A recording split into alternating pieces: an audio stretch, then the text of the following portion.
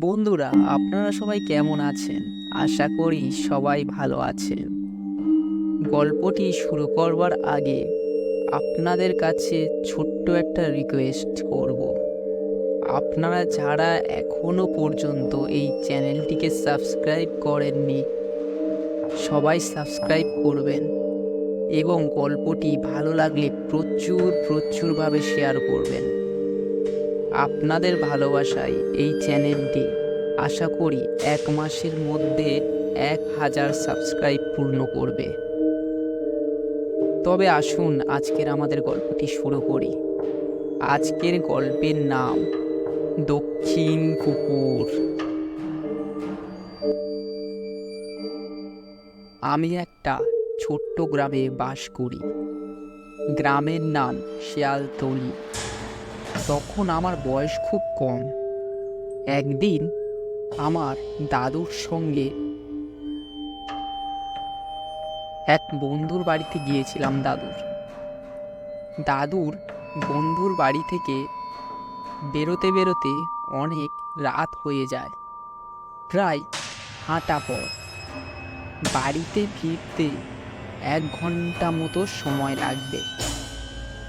ঘড়ির কাঁটা দেখলাম, তখন রাত 9টা বাজে। আমি ছোট ছিলাম। দাদু হাত ধরে রাস্তা থেকে আসছি। তখনকার সময় রাস্তাঘাট ফাঁকা, নির্জন ও মাটির কাঁচা রাস্তা।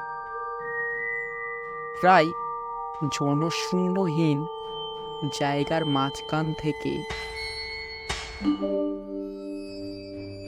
রাস্তা সোজাভাবে বয়ে গেছে।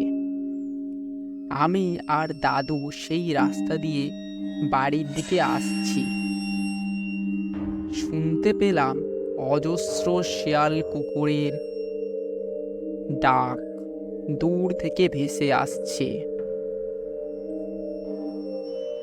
আমাদের বাড়ির কিছুটা আগে এক ভয়ঙ্কর পুকুর ছিল। সেই পুকুরটা দক্ষিণ পুকুর নামে পরিচিত। দাদুর মুখ থেকে শোনা ওই পুকুরটা নাকি অনেক খারাপ, ওই পুকুরের অনেক দোষ আছে। হঠাৎই দাদু আমাকে বলল, চল চল, তাড়াতাড়ি পা চালিয়ে চল। সামনের জায়গাটা আর বিশেষ করে ওই পুকুরটা তো একদমই খুবই খারাপ। রাস্তার ধারে সেই পুকুরটা ছিল। এমন সময় আমরা সেই পুকুরটার কাছে হাঁটতে হাঁটতে চলে আসি। হঠাৎ করে কিছুটা পুকুরের কাছে আসতে আমার চোখ গেল পুকুরের মাঝখানে। কে যেন একজন পুকুরের মাঝখানে স্নান করছে রাতের বেলা। আমি দাদুকে ডেকে দেখালাম। দাদুও তাকে দেখে কিছুক্ষণ পর আমরা ওখানে দাঁড়িয়ে পড়ি। তারপর দাদু দূর থেকে হাঁক দিল, এত রাতে পুকুরে স্নান করে কে? দূর থেকে তার মুখটা স্পষ্ট বোঝা যাচ্ছিল না। পর দাদু যেই হাঁক দিল, আমি সঙ্গে সঙ্গে সেই ডাক শুনে সেই মানুষটা হঠাৎ করে কেমন যেন হাওয়ার মতো মিলিয়ে গেল পুকুরের মাঝখান থেকে। এদিকে এই দেখে আমরা সব স্তম্ভর মতো দাঁড়িয়ে রয়েছি। আমার আর আমার দাদুর এদিকে খুব ভয় লাগছে।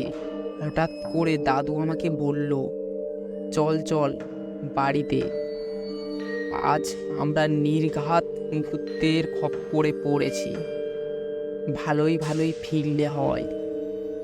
এই বলে দাদু আমার হাতটা চেপে ধরে নিয়ে বাড়ির দিকে যেতে লাগলো। প্রায় বাড়ির রাস্তার দিকে আমরা রওনা দিচ্ছি। প্রায় এইভাবে বেশ কিছুটা যাওয়ার পর দেখলাম আমরা আবার সেই পুকুরটার কাছে চলে আসি। আমাদের এবার খুবই ভয় লাগছে। দাদু একটা মন্ত্র জানতো। তারপর আমরা বুঝতে পারলাম যে আমাদের ভূতে ঘোরাচ্ছে। এদিকে দাদু যেই মন্ত্রটা জানতো, এবার আমার হাতটা শক্ত করে ধরে সেই মন্ত্রটা বলতে বলতে বাড়ির রাস্তার দিকে আমরা চলতে শুরু করলাম। অবশ্যই দেখলাম বাড়ির কাছে আমরা চলে আসি।